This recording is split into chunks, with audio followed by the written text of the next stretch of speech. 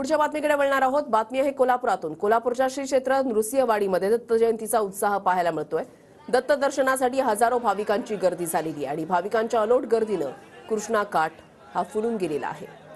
भूषण पाटील आमचे प्रतिनिधी आमच्या सोबत आहेत, अधिक माहिती जाणून घेणार आहोत। भूषण, तुम्ही कृष्णा काठी आहात, कसा उत्साह अनुभवताय?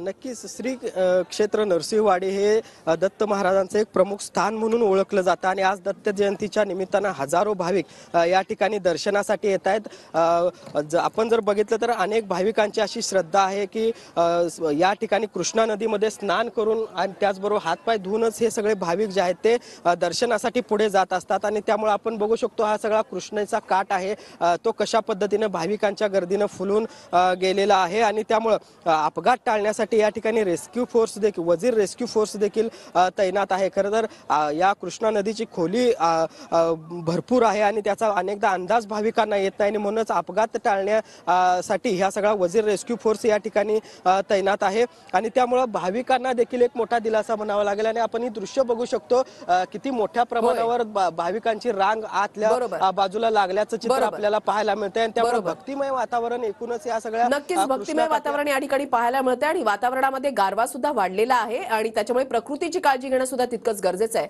धन्यवाद तुम्ही दिलेल्या सविस्तर माहितीसाठी।